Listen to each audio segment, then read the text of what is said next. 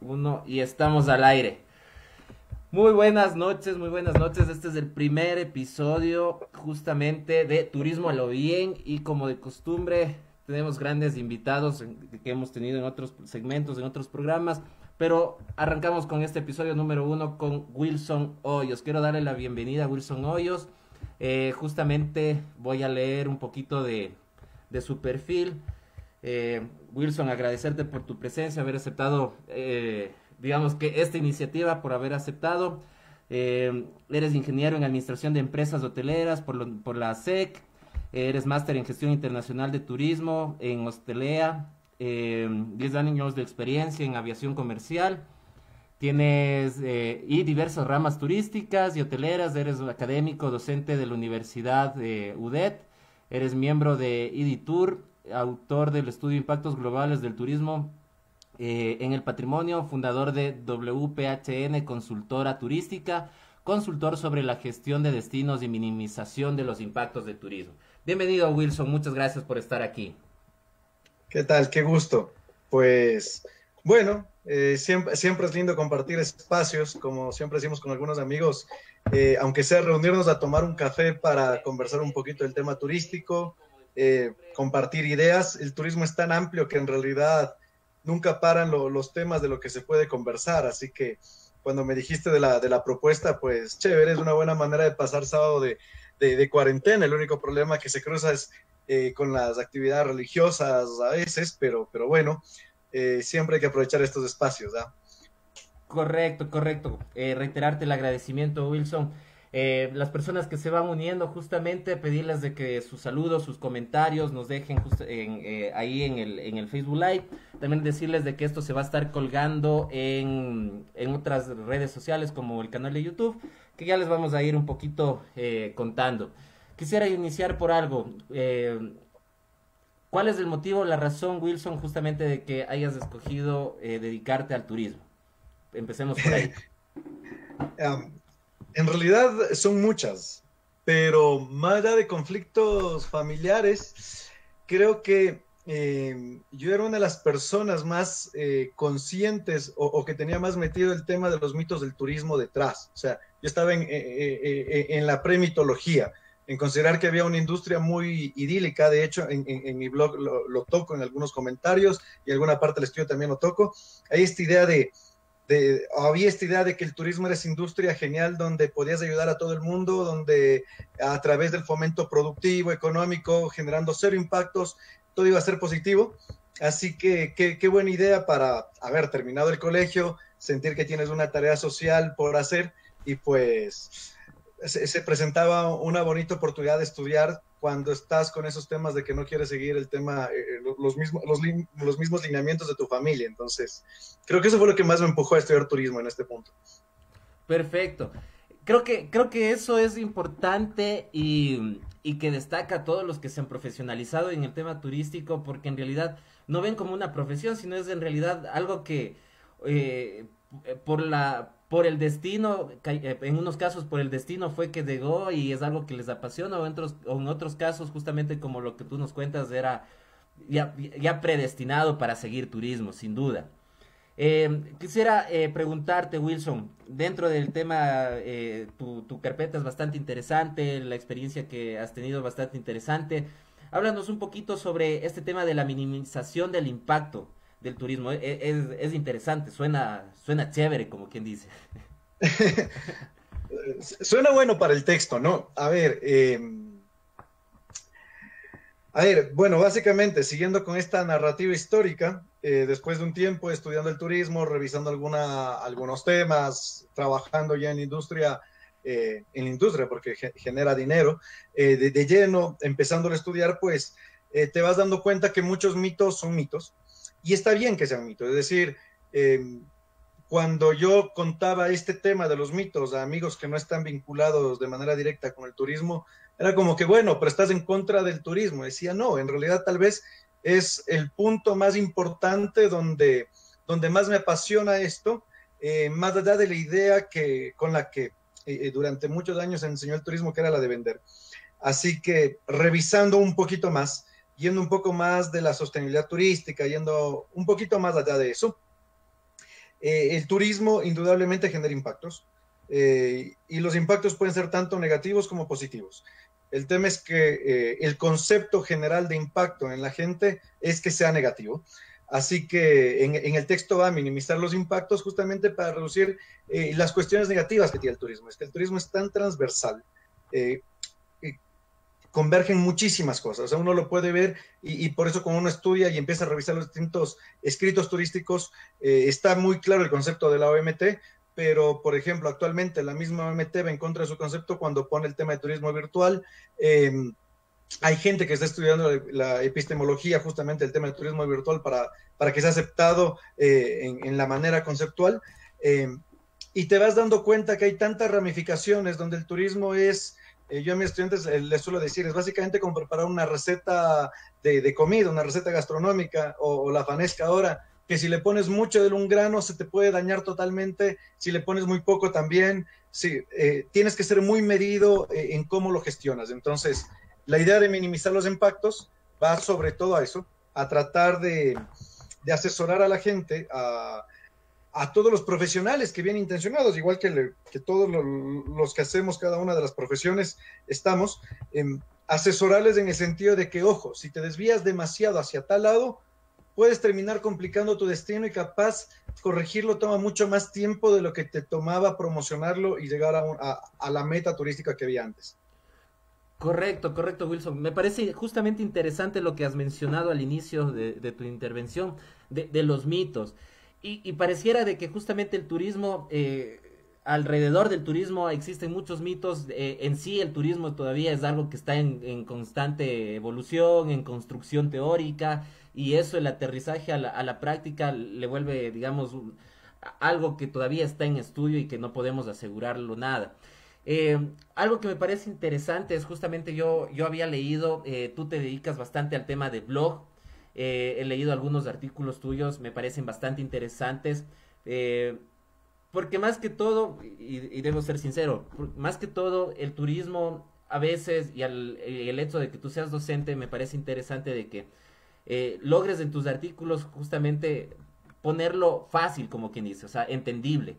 Lastimosamente la academia, justamente en algún momento lo hablábamos, la academia se aleja muchas veces del individuo, de lo entendible, de lo particular y lo cotidiano como debería ser. Pero tus artículos publicados en tu blog siempre, digamos, hacen ese aterrizaje hacia lo que sea más fácilmente digerible. ¿Cómo nace esto del blog? ¿Por qué tomas esta iniciativa del blog? ¿Cuál es el Bueno, inicio? a ver, bueno, primero con lo que decías del tema academia, sí, creo que la academia llega todavía al punto romántico donde vas al escenario ideal y en manera de ver está bien. Es decir, si en la academia no te indican el escenario ideal y cuál debería ser el modelo ideal hasta cierto punto utópico de gestión, capaz nunca estarías buscando ese modelo utópico y en esa lucha constante es donde se van creando los distintos sectores. Y el blog nace en realidad, gracias por el comentario, porque no sabía que resultaba tan didáctico. Esa era la intención original del blog. Nace literal porque cuando yo estoy llegando de un viaje, me va a recoger del vuelo un gran amigo y veníamos conversando desde el aeropuerto a mi casa, veníamos conversando y le iba explicando ciertos temas del turismo. Surgió la conversación. Y me decía, no, pero es que deberías enfocarte en aconsejar cómo viajar y todo eso. Decía, sé que es gran parte, pero no sé si tal vez la parte que más me apasiona. Y aparte hay millón blogs de viajes. O sea, hay millón blogs de viajes. Una gran amiga tiene un blog que tiene un montón de seguidores y en realidad he visto desde que empezó el blog y me encanta verlo porque creo que tenía todo el perfil para eso. Ella estudió comunicación y va perfecto. Entonces dije, oye, ojo, el turismo es un poquito más allá de los viajes, o sea, no es solo viajar, tiene otros estudios detrás. Entonces le dije, verás, voy a escribir un texto y para que ustedes vayan entendiendo, porque después, bueno, ya surgió la conversación entre todos los amigos y como que, oye, pero es que tal cosa, es que yo listo, les voy a escribir un texto en el internet y para que vayan entendiendo. Entonces, si ven las primeras publicaciones del blog, de hecho es una de las cosas, trato de asemejar mucho cómo la vida cotidiana tiene mucha relación directa con el turismo. y las primeras están fotos con amigos en bodas, reuniones de egresados, temas así, donde voy contando cómo temas convencionales o cotidianos que me pasaban en esos días van vinculados a esto. Ahora he ido teniendo otro giro, un poquito más especializado, porque creo que bueno, no sé qué tanta gente en general prefiere que le digan, oye, cómo tu comportamiento se convierte en turístico, pero capaz sí, turistólogos y turismólogos que les digan, oye, capaz esto está pasando en el turismo, y eso es desde mi criterio, o sea, no es una verdad absoluta nunca. Correcto, correcto. Me parece importante lo que acabas de mencionar. Y conocer la historia es fundamental. Has tocado un tema de que creo que en algún momento, voy a usar términos fuertes, a todos nos jode que cuando estudiábamos turismo piensen o nos digan, ah, qué chévere, solo pasas viajando, o se relacione justamente lo que tú has dicho, de que solo es viajes y nada más. Y son cosas que justamente hemos ido naturalizándolas, tal vez puede ser la palabra, en tal sentido de que cuando ahora hablamos de turismo desde la política pública, a veces también no se logra entender desde la política pública de que el turismo no es solo viajes, que es una cadena, que es algo sistémico, que debe tener diferentes etapas, debe tener un contenido teórico, es el aterrizaje a lo práctico, y eso es fundamental. Eh, Ahora, entrándonos más al tema, Wilson, eh, ¿cómo ves tú el manejo que está realizando? Vamos por partes. El Estado desde el gobierno ante la crisis sanitaria en el tema turismo en el país. A ver, bueno, igual, voy a tratar de irte respondiendo así por partes. Correcto. Primero con lo que decías del tema de cuando nos dicen, o nos decían de que qué chévere, el que estudia turismo solo viaja. Yo no sé si en realidad me llegué a molestar tanto, porque la gran ventaja de eso es que me invitaban a todos los viajes, así que iba perfecto por ese lado, en realidad. De ahí evidentemente cuesta explicarlo, pero eh, a la final explica si alguien quiere la explicación, si no la quiere, ya está, que entiendan lo que sea y de a poco irás difundiéndolo. Y efectivamente sí, yo creo que el turismo tiene esa virtud de decir, bueno, podemos hacer muchas más cosas. Una de las cosas que sí pasan en el turismo y también uno tiene que reconocer es que a veces es muy intrusivo, como es tan transversal, queremos arreglarlo todo desde el turismo o nos queremos meter en todo y también empezamos o damos señas de respeto en ciertas áreas que ya no son tan turísticas. Hay que ser muy medido en saber hasta dónde me meto en el tema turístico, en qué áreas. Ejemplo típico, el tema de agroturismo. Y cuando me dices qué está pasando con el gobierno central sobre la crisis en Ecuador, yo me atrevería a pensar en los gobiernos en general. Yo creo que primero hay que considerar el contexto latinoamericano. No somos una región que vive con superávit, somos una región que vive con crisis. Es decir, desde que yo tengo memoria, y ya son algunos años atrás, hay esta tendencia. Estamos en crisis, hay recesión, nuevos impuestos, el paquetazo, todos los años. Es decir, es muy común escucharlo. Eh, es difícil escuchar un año donde no ha habido algún tema de esos o recordarlo, y en general en Latinoamérica. Entonces hay que considerar que este fenómeno, esta pandemia, nos llega en un periodo malo económicamente, pero tampoco recuerdo un periodo bueno donde digamos, bueno, ahora sí, que nos llegue cualquier pandemia, cualquier problema y lo podemos afrontar. Creo que sabíamos, todos los ciudadanos, que el sistema de salud de Ecuador no estaba bien. Se decía, mucha gente lo hablaba, a veces lo ignorábamos porque, venga, y si yo pago yo una clínica privada, capaz no me preocupo tanto. El sistema de salud que esté para los que necesitan, pero yo pago muchas clínicas privadas y bla, bla. Y claro, cuando llega esto, hay dos cosas. Lo primero es preocuparse por la salud de la gente y lo segundo es preocuparse por la economía del país. Y el turismo, al ser tan transversal, entra en las dos. Después de eso, para no hacerlo muy largo, la fama que va teniendo Ecuador a través del manejo de esta crisis, evidentemente no es la que quisiéramos, es lógico, o sea, la fama que vamos teniendo no es la que queremos, pero como decía el dueño y fundador de Ryanair, que la gente hable bien o mal de ti, lo más importante es que la gente hable de ti.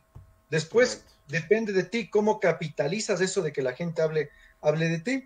Y yo creo que una de las grandes virtudes y una de las grandes ventajas que sí tiene la industria turística de Ecuador versus cualquier otra, en esto sí, es que hemos crecido tantos vendedores, es decir, en la mayoría de facultades y hasta ahora se enseña en cada semestre una materia nueva de marketing, de ventas, de generación de producto y bla, bla, bla.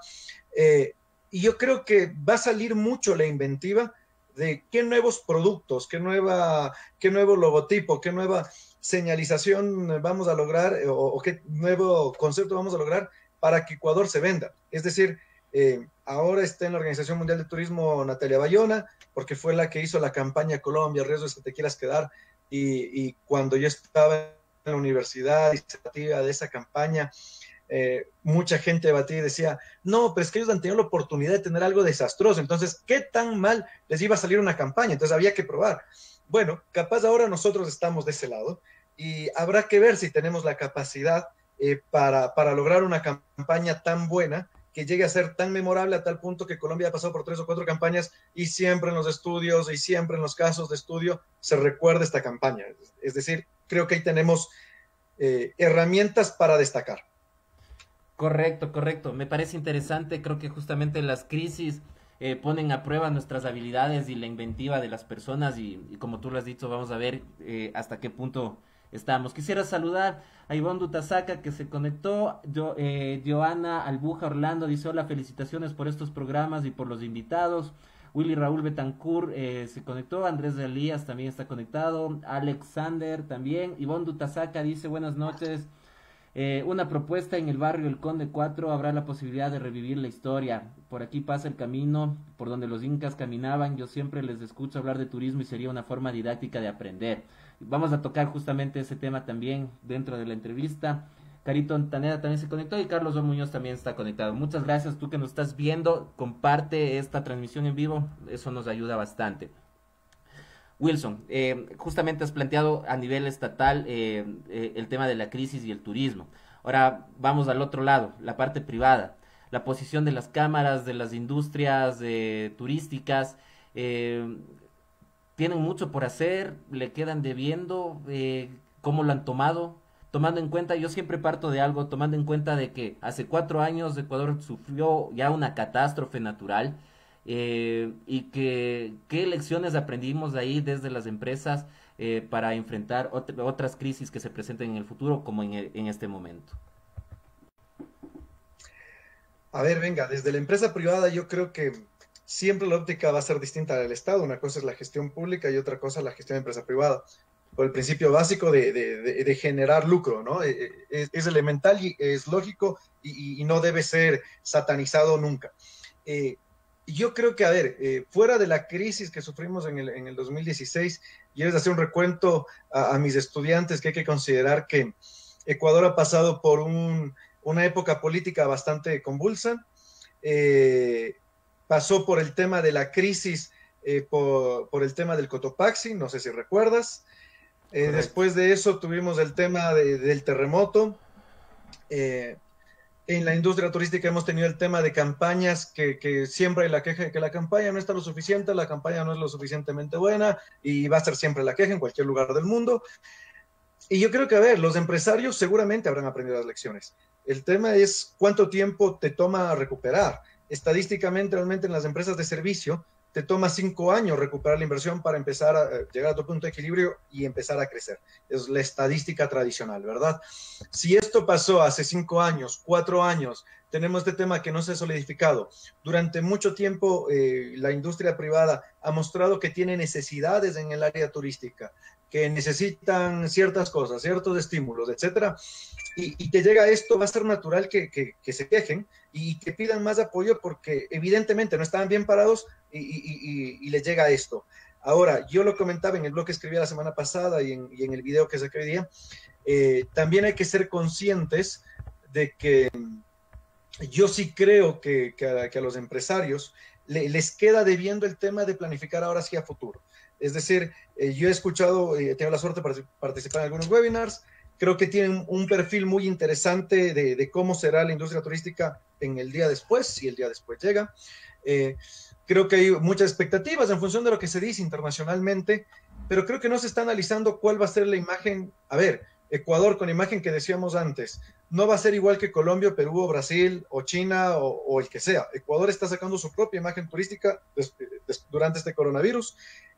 Esto va indudablemente a atraer y a alejar a ciertos mercados. La campaña debe ir enfocada en función de lo que logremos entender. Más allá de las tendencias mundiales del comportamiento consumidor, creo que todavía no he escuchado por parte de los empresarios de qué manera se van a reponer de esto, más allá de decir, bueno, el gobierno debe hacer esto, lo otro, que está perfecto, todos queremos apoyar para que el gobierno haga mejor las cosas desde nuestro pequeño nicho, pero también tenemos que empezar a decir, bueno, y si el gobierno no hace eso, porque ahora va a estar muy preocupado por darle recursos a los médicos, por dar los servicios básicos, por recuperar al país a una estabilidad que después del turismo logre generarla o no. Así que si el gobierno no hace lo que le pedimos, ¿qué podemos hacer nosotros de aquí a futuro? Y adelantándome un poco, capaz algo que me preguntas, ¿cómo se ve desde el lado personal y profesional? Lastimosamente tampoco hay muchas esperanzas alentadoras para el empleado y para el empleo turístico. Es decir, es normal, si mi empresa no produce, no puedo pagarle a nadie. La lógica de una empresa es que produce a cada uno en función de su producción. Y si esa persona no está produciendo porque la empresa no puede vender, lastimosamente no hay para dónde.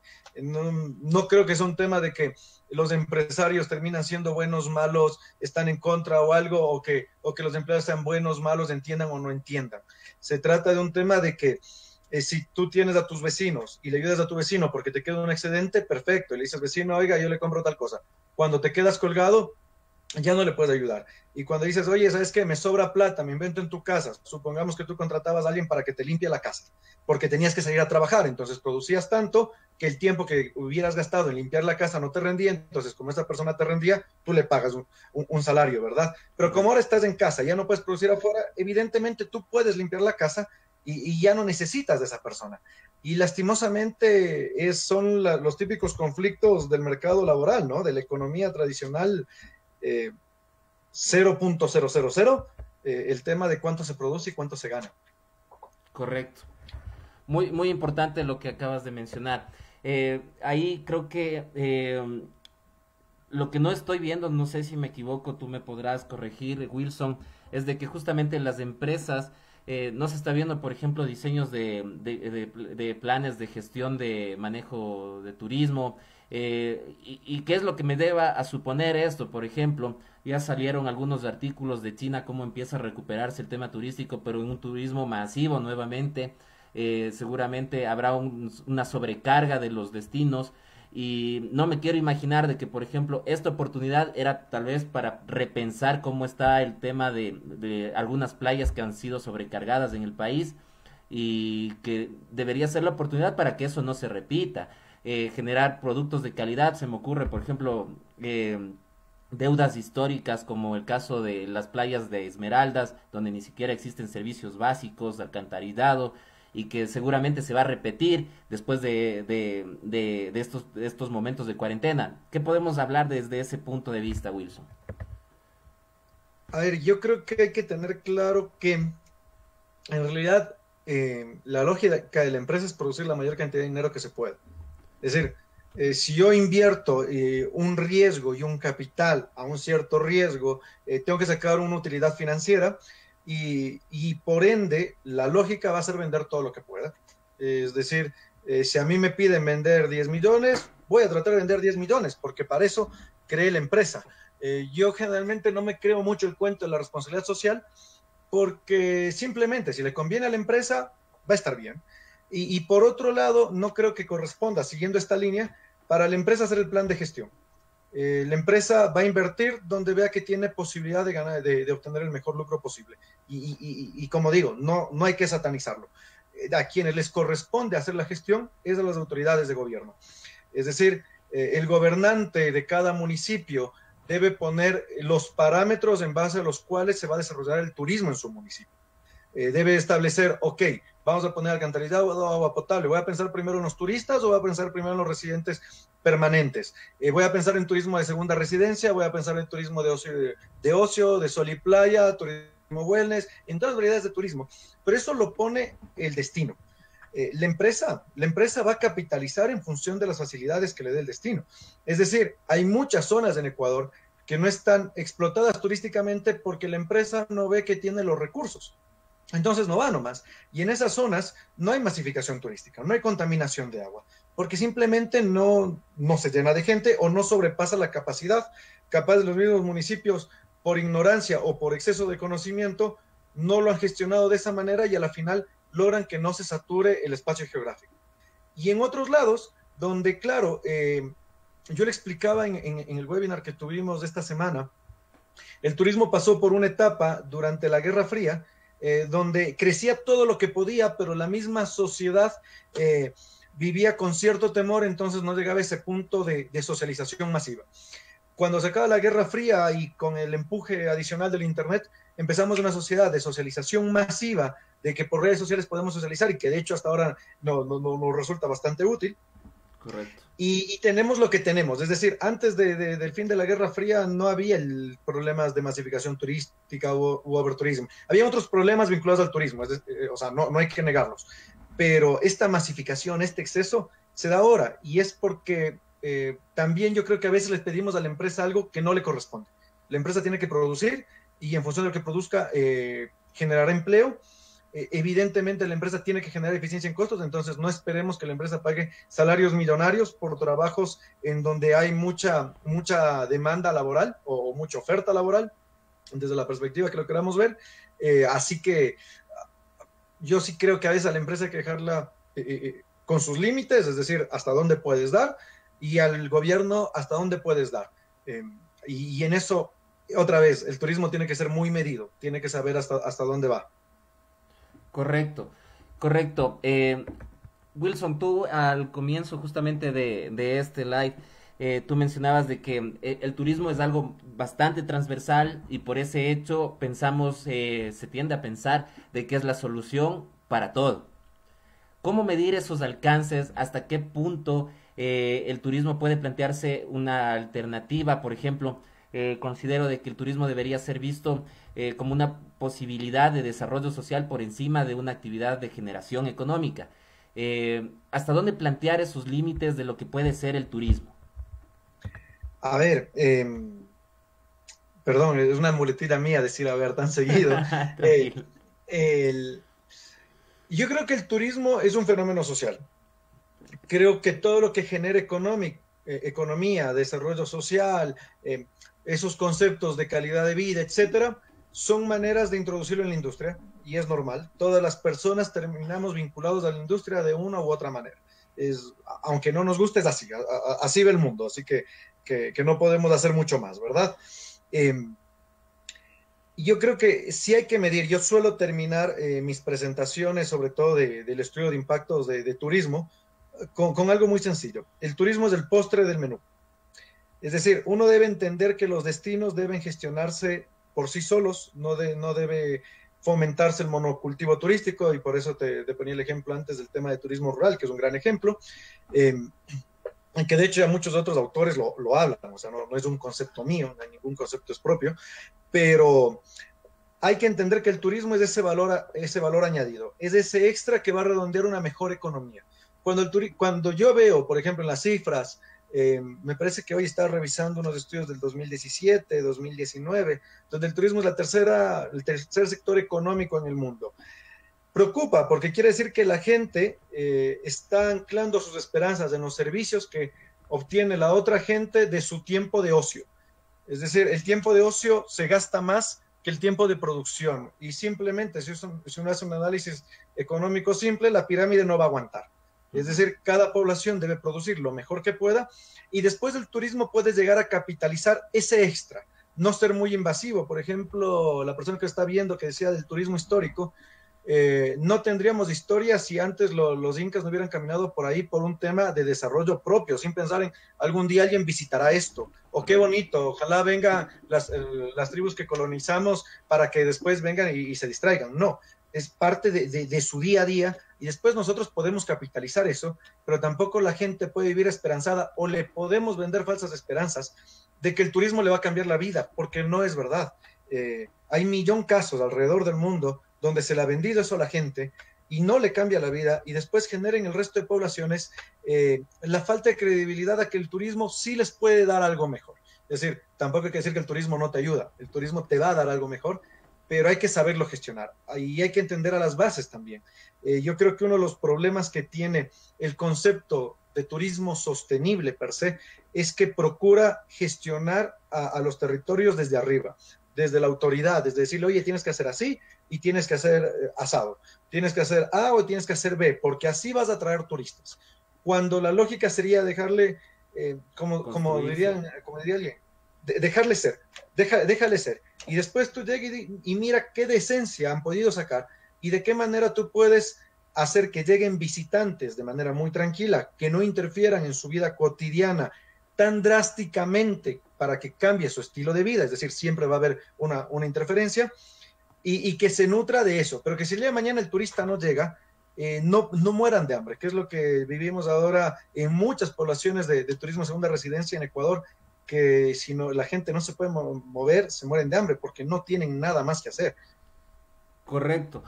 Wilson, a ver, quiero saludar a Flaquita Jennifer, Pame Quintana, Robert Ludeña, Estefanía Villalba, Gustavo Hernán Lara Garzón, Carlos Alberto Kinga y Roby Santidán, que se han conectado justamente a este live. Wilson, tú has planteado algo que me parece fundamental, es decir, regresar a ver, o sea, y que suene frío, pero que como tú lo has dicho, debe decírselo. El turismo debe regresar a ser justamente esa actividad complementaria a las comunidades, como se persigue la visión, por ejemplo, del turismo comunitario, más no como un cambio de alternativa o de actividad económica y que justamente termina pasando lo de estos momentos. O sea, quienes estaban dedicando exclusivamente al turismo están hechos pedazos. Sí, a ver, y también el tema de turismo comunitario, creo que a veces extrapolamos mucho a turismo comunitario con turismo rural o con turismo pro pobre. El tema de comunitario, por concepto propio, obedecería a cualquier comunidad, es decir, el turismo en los barrios también debería ser una forma de turismo comunitario. Y el turismo rural es otra cosa. Y visitar a comunidades rurales va uniendo ciertos conceptos, pero no es el único turismo comunitario como a veces suele pasar. Y el turismo pro pobre es capaz lo que termina vendiendo el turismo comunitario. El ven, conoce estas comunidades pobres que están alejadas de la sociedad y que como no tienen televisor, carro, agua caliente, etcétera, tienen pobreza. Entonces ven y visítales porque es un atractivo ver cómo esa gente vive aparte. Y el atractivo es la gente y suena hasta feo porque parece un zoológico. Y de hecho en muchos sitios ha llegado a pasar que hay este concepto de turismo pro pobre, entonces se organizan grandes tours para visitarlos y las comunidades resulta que viven bastante bien. Entonces cuando les avisa el guía turístico o la agencia que van a ir a visitarlo, ellos salen de su camioneta, se vuelven a vestir como se vestían antes, llegan a la comunidad que está ya básicamente despoblada y simulan que están viviendo ahí para que los turistas los vean. Y llegamos a presionar tanto de esa manera que hemos llegado en este punto, por eso te decía el tema de los extremos, del caso de la Fanesca creo que es un buen ejemplo, hemos llegado a presionarlos tanto de que ese estilo de vida es turistificable y que si ellos cambian el estilo de vida, pierden el recurso principal, que cuando ellos ya han logrado mejorar su vida, que era la lógica del turismo pro pobre, es decir, vamos a aportar a las comunidades económicamente más afectadas para que se desarrollen, cuando ellos logran desarrollarse producto de ese mismo turismo, no logran saber qué hacer. Entonces, ¿cuál sería la recomendación ahí? Pues entender que la comunidad ha de vivir de algo. La comunidad, tenga o no tenga tecnología, va a tener otras formas de educación, debemos respetarla, no por eso aislarla, es decir, una cosa es respetar a la comunidad, pero no por eso, si ellos quieren aprender inglés, me voy a negar a enseñarles inglés porque no, ustedes deben mantener sus valores, no, es tema de cómo cada uno va evolucionando, hay que entender que también el patrimonio, al ser vivo, va a ir evolucionando y en algún punto va a morir. Entonces, las mismas tradiciones que nosotros tenemos van a ir muriendo, como también cambiamos nuestra manera de vestirnos, etcétera.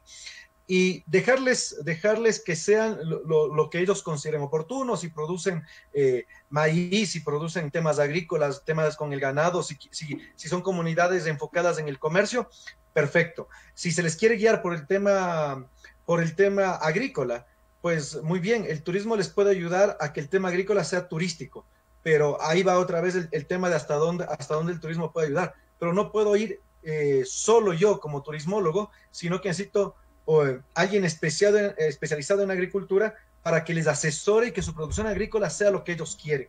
Y no decirle, no, no, tú produce como sea, no pongas nada más porque yo te voy a traer turistas y eso te va a compensar.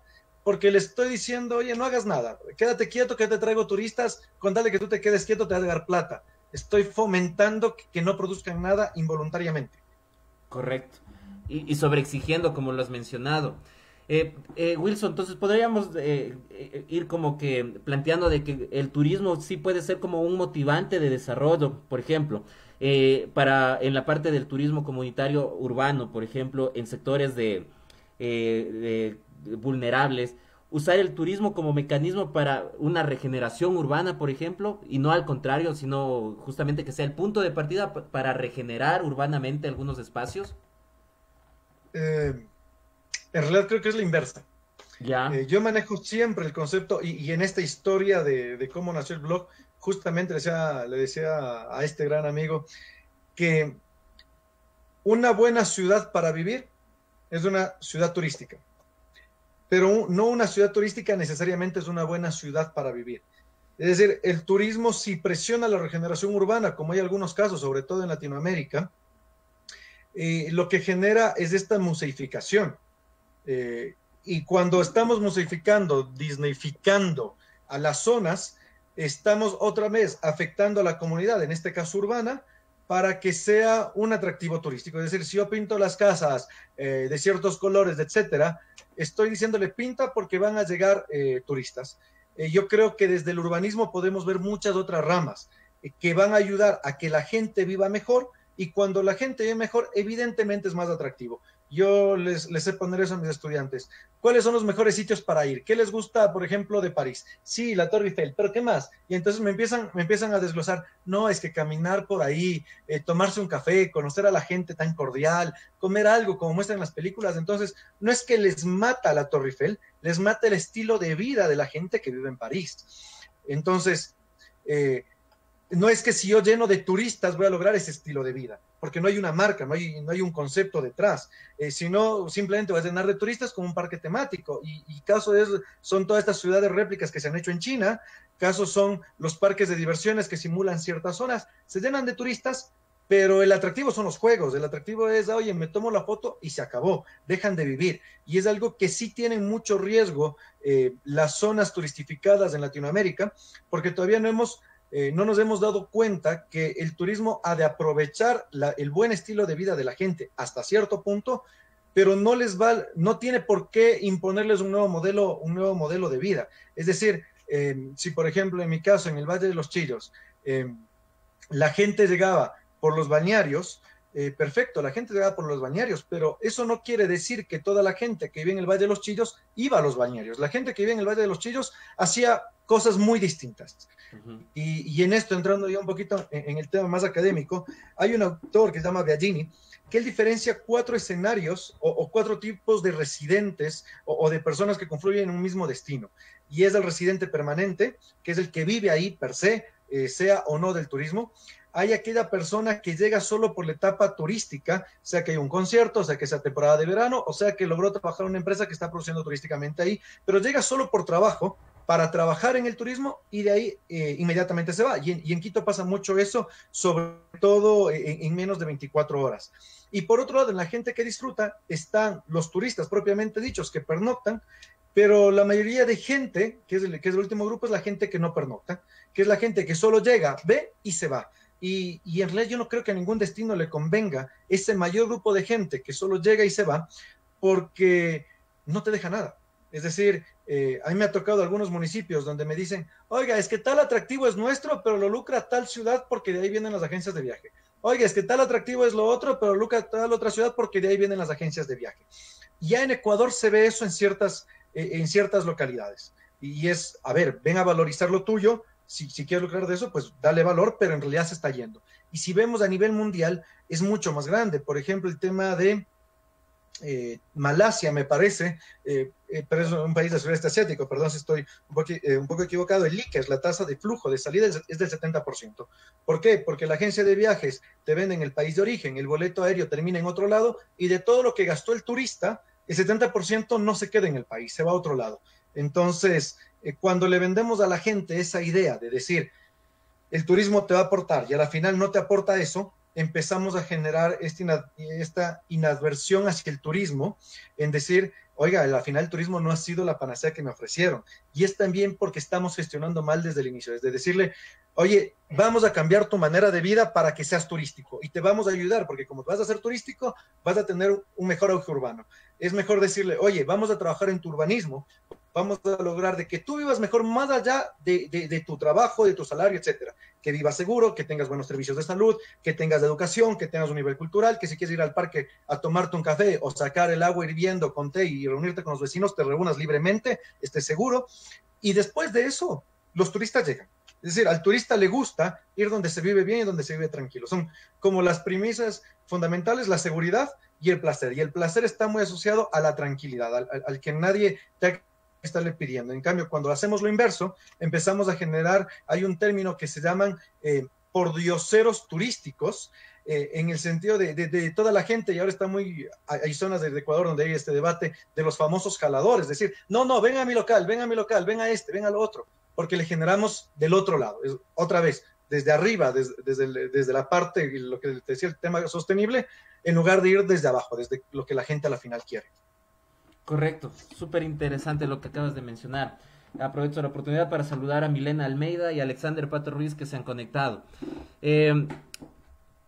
Has tocado diferentes temas y con eso quisiera justamente ir adentrando hacia algo en particular. Eh, Entendiendo desde el tema económico que justamente el turismo se ancla a un derecho universal que es el buen uso del tiempo libre, el uso adecuado del tiempo libre.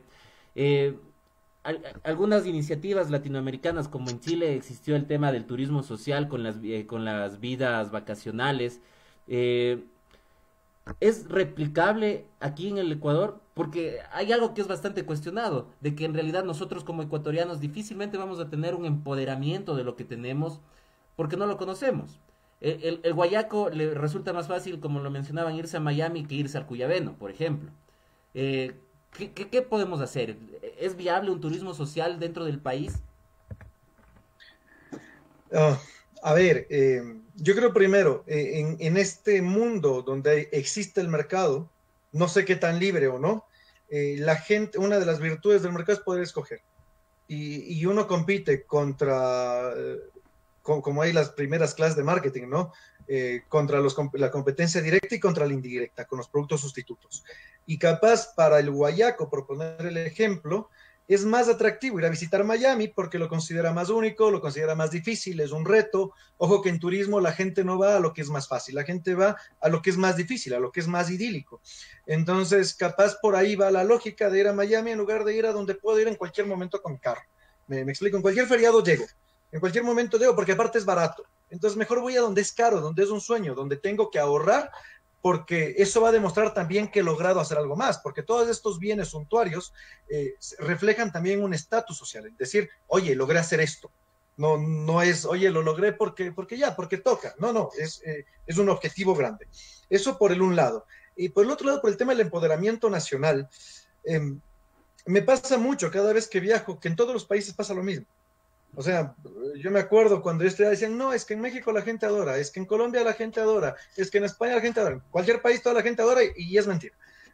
Todo el mundo sale a donde puede salir y a donde quiere salir, es decir, no de a gratis están las 7 maravillas del mundo y la gente va a querer visitar esas maravillas. Y por otro lado está el tema del discurso turístico, de decir, oye, es que yo soy de turismo y debo amar mi país. De hecho, están las mismas giras. Yo me acuerdo de los profesores que nos decían, deben amar su país, deben conocer su país a su totalidad. Y está bien, tienes una responsabilidad patriótica, si se puede, con ese sentido. Pero por otro lado, yo creo que el amor por amor termina siendo un daño, porque a veces terminamos diciendo cosas que no son. Yo escuchaba el otro día que decían, no, es que Ecuador... Sí, escuchaba, yo era una persona con un cargo bastante interesante. Es que Ecuador tiene toda la capacidad del mundo, tiene mejores playas que muchos lugares del mundo. Por ejemplo, Venecia tiene una tarifa media por noche de $200, iba así la frase, de $200. Y en Ecuador tenemos muchos mejores atractivos que Venecia. No creo. Y yo me quedaba pensando, a ver, venga, ¿en serio estamos siendo tan poco humildes para considerar que Venecia, con toda la historia que hay detrás, que no es una playa, que es una historia brutal, es mucho menos que Ecuador? Y si Venecia tiene una tarifa de $200, nosotros queremos estar igual y competir a nivel mundial. Entonces estamos un poco complicados, porque también si yo soy un local y digo, oye, voy a hospedarme de $200 en Ecuador, me pago un poquito más y voy a Venecia, capaz la lógica es esa. A mí me pasaba muchas veces, yo tuve la suerte por un tiempo de ir muchas veces a los parques de Orlando. Y me pasaba que mientras yo iba a los parques de Orlando, mi hermana se iba a Atacames. Y claro, después me decía, ay, ñaño, ¿cuánto te salió el hotel? Y me acuerdo que el hotel me salía 25 o $35 la noche. Mi hermana pagaba 40, $60 la noche en Atacames. Servicio, seguridad, etcétera, no eran comparables, eran destinos opuestos, etcétera.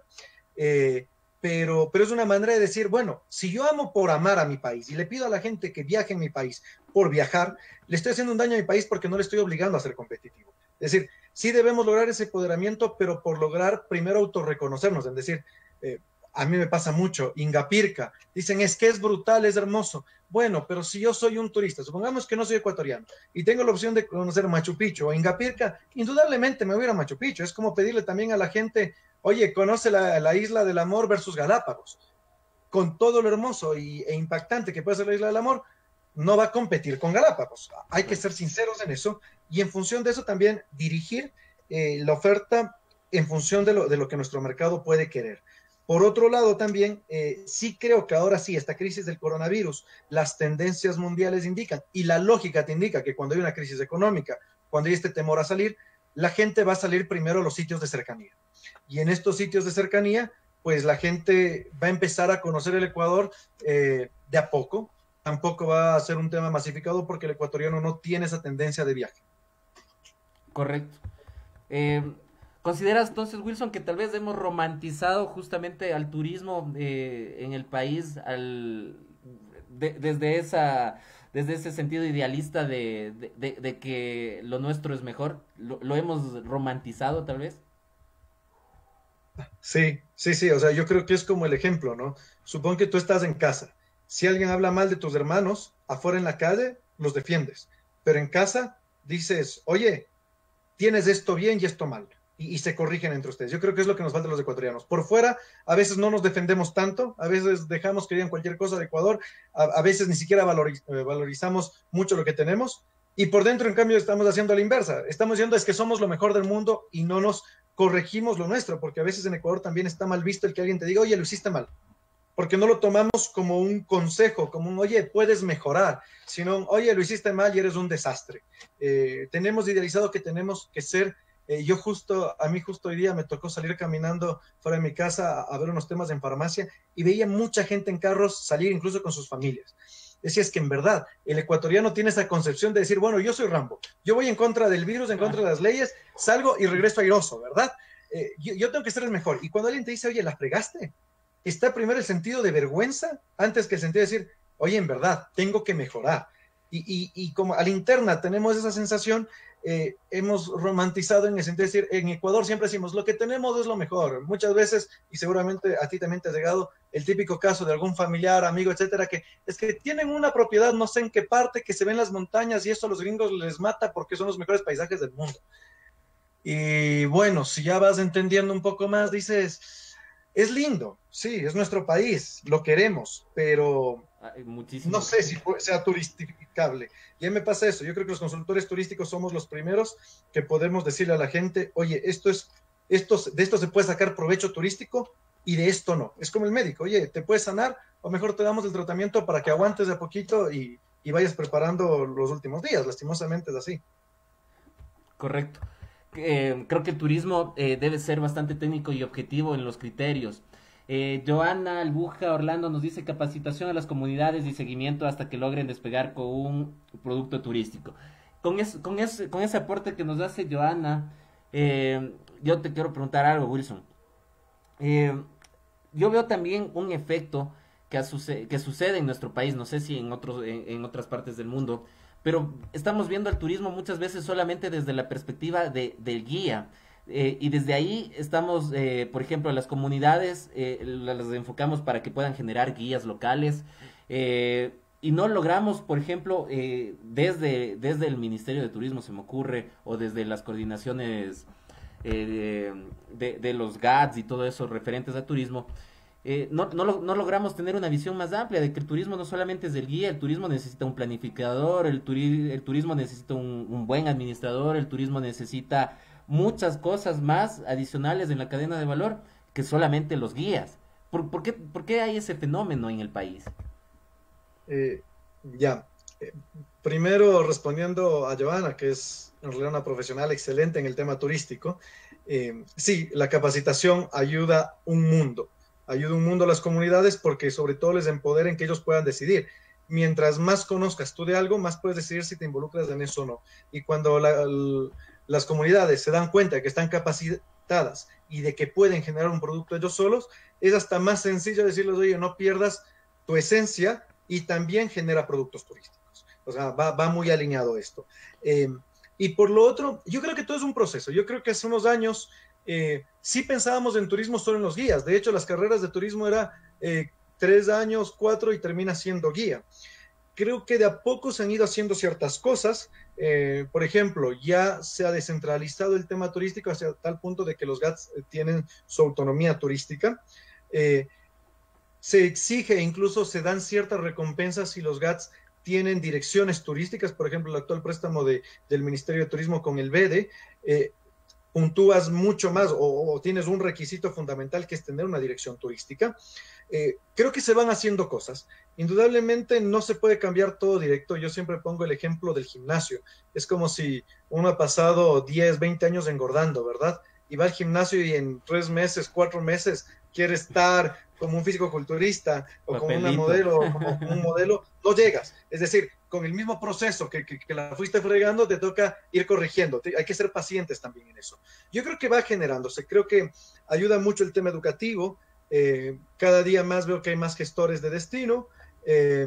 Hay más gente que se involucra en temas de calidad. Hace algunos años en ningún hotel en Ecuador conocía el término de revenue, ahora todos los hoteles en Ecuador conocen el término de revenue, se va capacitando en ciertas herramientas, nos llega literatura más sencilla y yo creo que es una cuestión de evolución.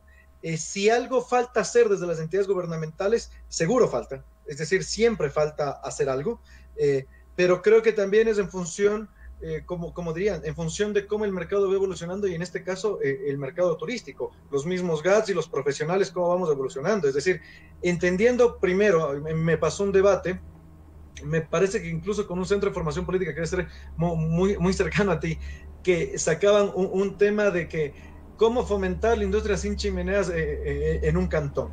Y justo me llegó la invitación, es decir, lo vi y me di cuenta que era un centro de formación política y dije, no me parece oportuno que un centro de formación política cometa estos errores, porque es el concepto, ¿verdad?, de la política y todas estas líneas. Correcto, correcto. Y me dijeron, no, es que deberías debatir, pero ya hay temas que no deberían ser debatibles. Es decir, cuando todavía seguimos creyendo a la interna de Ecuador de que el turismo no genera impactos, de que el turismo es la industria sin chimeneas, y por otro lado se habla de que el turismo es uno de los primeros causantes de la huella de carbono, genera impactos sociales, económicos, ambientales, quiere decir que todavía nos falta aprender unas cosas a la interna nuestra para seguir generando esos cambios. Entonces yo creo que sí hay que ser un poco pacientes, hay que ir haciendo un poco labor en territorio.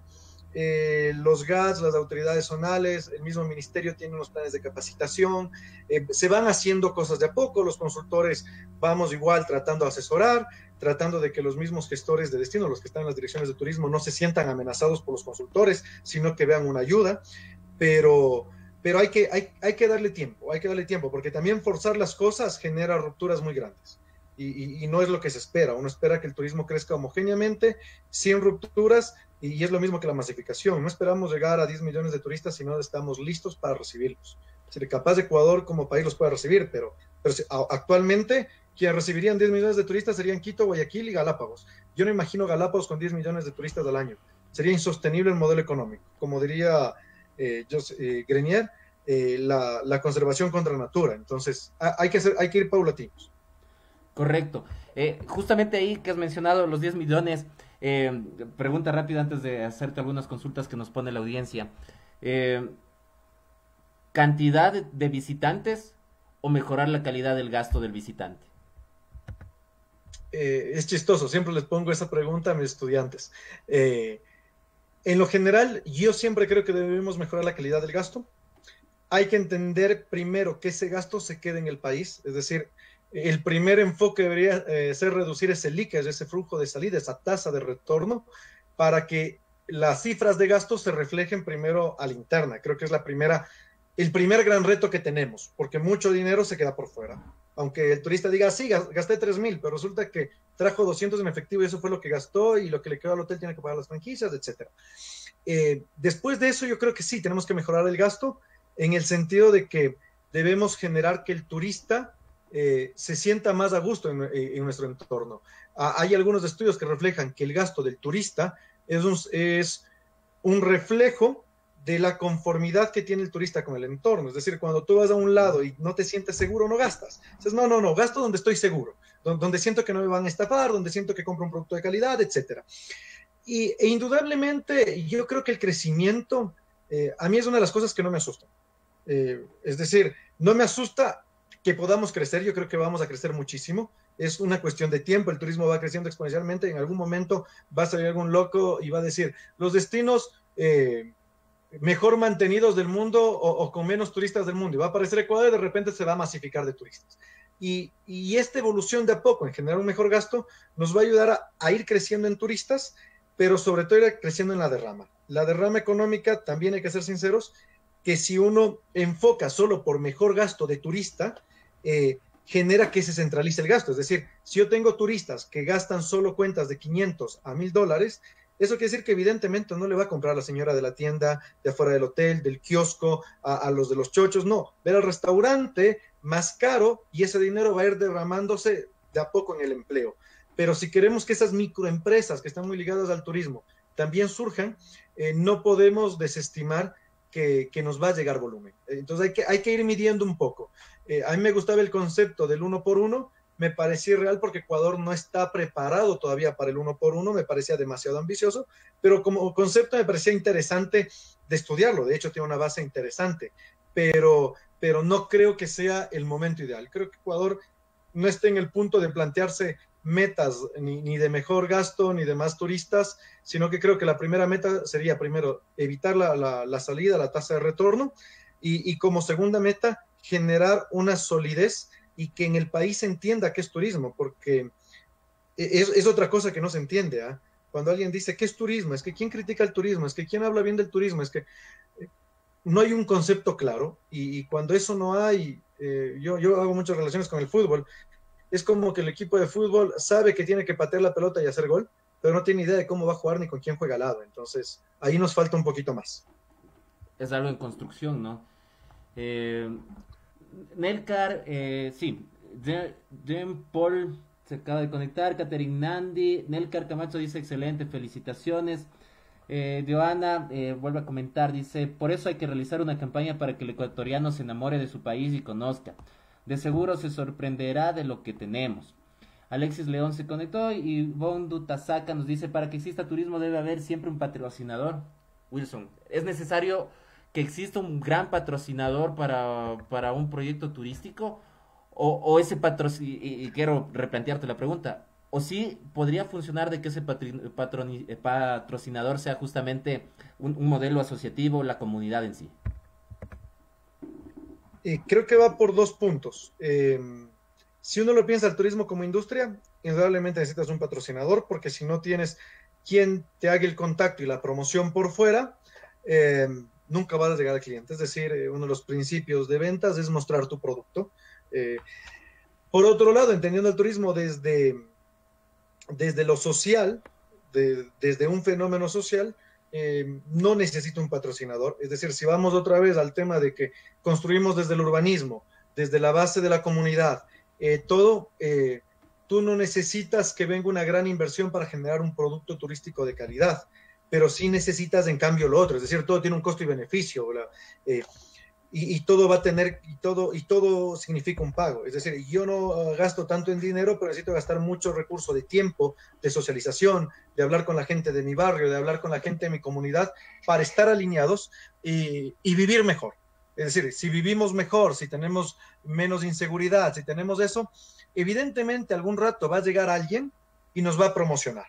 Pero si yo quiero generar el producto desde adentro, tengo que gastar, capaz no dinero, pero tengo que gastar algo más, otros recursos que son capaz hasta más valiosos que el tiempo, que es que el dinero, que es el tiempo, que es la seguridad, que es el riesgo, que es la voluntad, la paciencia, en tratar de organizarnos, en vivir mejor. Yo te cuento, me ha pasado en mi barrio, se creó hace un poquito de tiempo una organización barrial, es un caso muy chistoso, y se logró al adoquinar una calle que durante toda la vida fue tierra, porque evidentemente el Valle de los Chillos es una zona mucho más campestre.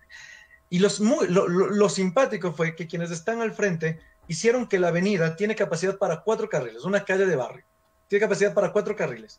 Las veredas no permiten el paso de coches porque en medio de la vereda está de coches con bebé y todo, porque en medio de la vereda está el poste de luz, entonces no puedes pasar. Es muy alta, entonces tampoco te puedes bajar.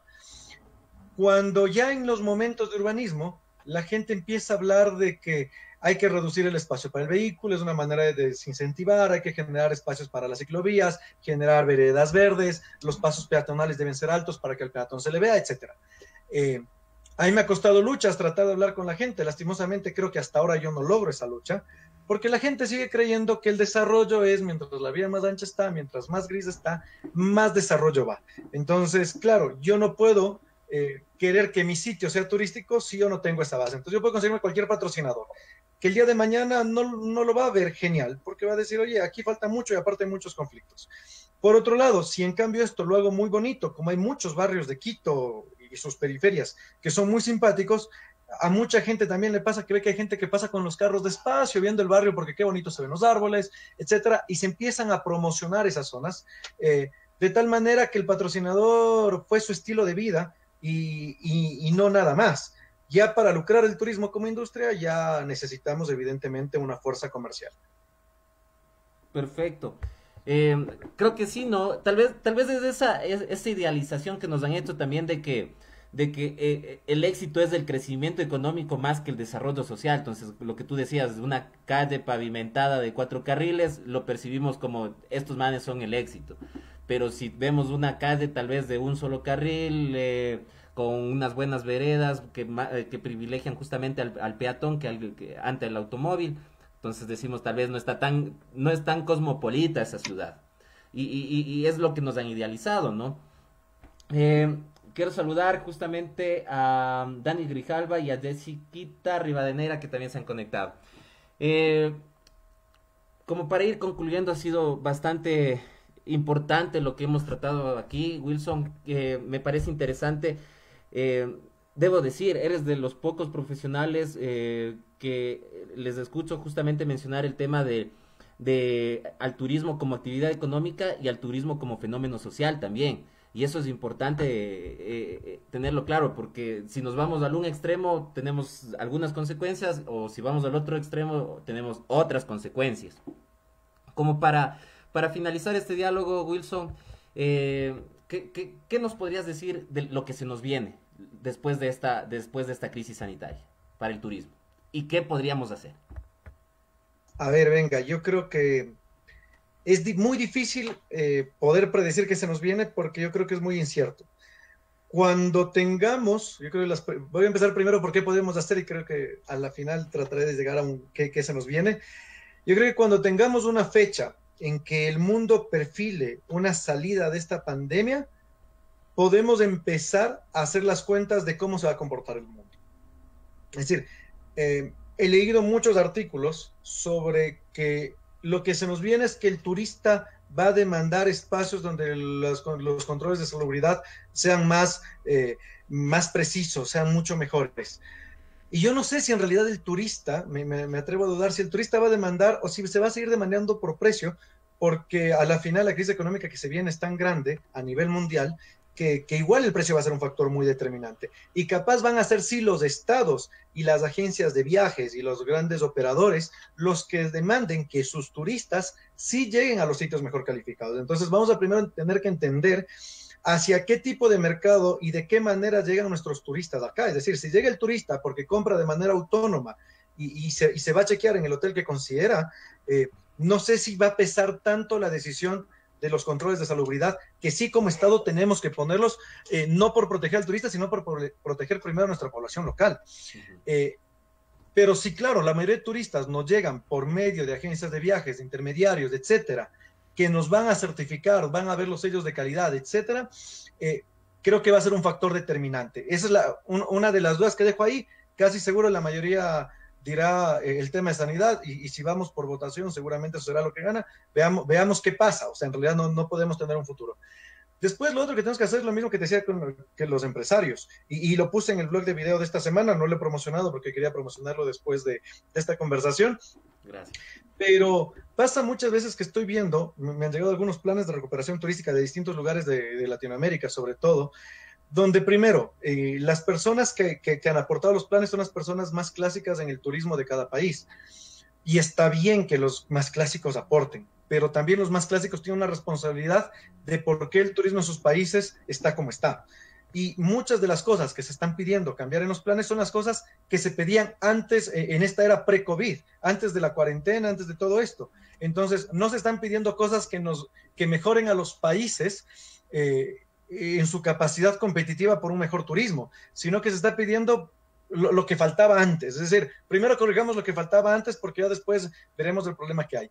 Otra de las cosas que sí siento que no pasan es que durante todo el 2019, de hecho creo que ganó como personaje del año Greta Thunberg, hablamos sobre la contaminación, sobre el impacto ambiental, el mundo, es que no vamos a tener otro planeta, bla, bla, bla, 50,000 discursos, incluso hasta en los Oscar. Y cuando llega esto, es linda las imágenes, pero en ningún plan se ve reflejado un tema de que, ok, venga, como lo que nos llenamos del discurso y en responsabilidad social sonaba tan bonito, lo vamos a aplicar ahora. Tampoco hay eso, y yo creo que si empiezo a tratar de vislumbrar algo a futuro, creo que vamos a tener una etapa muy larga donde los países no van a saber cómo actuar, donde los destinos no van a saber cómo actuar, donde los turistas con más poder adquisitivo van a ser los primeros en viajar internacionalmente y los de menor poder adquisitivo van a ser los primeros en viajar localmente. Y en turismo de cercanías no me refiero a que Quito va a viajar a Atacames, Quito va a viajar a Mejía, Quito va a viajar a Rumiñahui, Quito va a empezar a viajar en esos espacios. Es decir, a ese nivel de cercanía vamos a empezar a viajar y tenemos que entender también eso, porque a veces nos olvidamos de la industria de bares, de restaurantes, que es también parte de los servicios turísticos. Y creo que en este periodo yo ya esperaría que sean solo 6 meses, en este periodo de inestabilidad, de no saber qué hacer, hacia dónde tirar, qué segmento de mercado va a estar hábil para mí, cuál es mi mejor segmento, a qué acuerdo llego internamente, porque esto implica también que muchos de los productos que teníamos antes, cada uno de los países, vamos a tener que cambiarlos. Los países que mejor sepan entender, que mejor preparados estén, o los destinos que mejor sepan entender y preparados estén, van a ser los primeros en poder captar a este turismo, primero de lujo, que va a ser el primero que va a viajar, porque el lujo va a ser el que va a poder pagarse vuelos privados, va a poder estar en zonas más cuidaditas, va a poder estar en zonas con mejor tema de salubridad, con menos impacto, van a conocer mejor a los operadores, etcétera. Y eso va a ser indudablemente una derrama económica para los más rápidos. Entonces, hace algunos años, ya desde unos 20 años, salió un artículo donde no gana el más fuerte, sino el más rápido. Y yo creo que en turismo, después de esto, va a ser eso, el que más rápido sepa reaccionar. Pero la reacción no se hace ahora, se hace en el día después. Y para el día después, lo ponía igual como ejemplo, es como el ajedrez. Tenemos que pensar en cada uno de los movimientos que podemos hacer, qué 50 repercusiones pueden tener, qué movimientos podemos tener a favor de eso, y después pensar en el otro movimiento y volver a pensar, diseñar 20 planes que tengamos claros qué podemos hacer después, y en función de cómo se comporte, modificar los planes y llegar. Y de ahí va otro factor que es fundamental, que es decir, qué tipo de turismo queremos, porque esa es otra, ¿no? Una cosa es qué es lo que los empresarios, etcétera, y la otra es qué tipo de turismo queremos como país, porque justo hoy estaba revisando un artículo donde hablaba sobre el turismo de segunda residencia y todos los impactos negativos que se han generado y las críticas que ha habido del turismo de segunda residencia. Pero una de las zonas que está más criticada por los académicos, resulta que tuvo aceptación del 96% de la población cuando se sabía que llegaban turistas de segunda residencia. Entonces también hay que entender qué es lo que quiere la población. Ujú. Y, y pues en función de eso, hacer nuestros planes, no dejarnos llevar solo por lo que el resto reaccionaría. Perfecto. Y importante lo que acabas de mencionar. Antes de despedir el programa, Wilson, te pediría que nos des el link donde pueden seguir tus artículos, tu blog, que creo que son artículos bastante interesantes. Bueno, primero agradecerte a ti y cualquier cosa, Gracias. pues ya saben, con gusto y para la gente que está viendo esto, con gusto, cualquier tema para conversar. De hecho, hace algún tiempo empecé una iniciativa, no tengo muchos frutos, así que a ver si ahora funciona cuando regrese todo, que es una iniciativa que se llama Yo Invito a un Café, que es el tema de que si alguien te dice, hey, yo quiero hablar contigo, listo, ponemos el sitio, yo pago el primer café, conversamos del tema turístico con gusto y sin ningún tema de prisa, así que bienvenidos. A ver, yo publico a través de YouTube en el canal Turismo Más Allá de los Viajes y es el mismo blog. Si ponen Google Wilson Hoyos Turismo Más Allá de los Viajes, les sale el blogspot y pues me pueden seguir a través de Instagram, a través de la página de la consultora que es WPHN-bajo o a través de mi Instagram personal que es Patricio Hoyos, a través de Facebook, normalmente a través de la consultora, porque a través del perfil personal pueden ir viendo algunas cosas, pero la mayoría de cosas las posteo a través de la consultora, que es WPHN Consultora Turística, y normalmente se va cargando también Facebook Watch, los videos de YouTube, etcétera. Y pues cualquier cosa a las órdenes, un gusto compartir con esto, sigue con estos temas y pues esperemos que sigan teniendo más invitados y seguramente todo el resto serán mejores que las opiniones que he podido dar. Muchísimas gracias, Wilson. A todas las personas que nos siguieron también quiero agradecer. Este ha sido el primer episodio de Turismo a lo Bien. Vamos a hacerlo todos los días, sábado a la misma hora. Y reiterarte el agradecimiento, Wilson. Creo que has dejado unos criterios bastante importantes como justamente para ir iniciando este proyecto que me he encaminado para hacerlo cada día sábado. Muchísimas gracias con todos y de aquí nos veremos el próximo día sábado en este mismo espacio. Muchas gracias.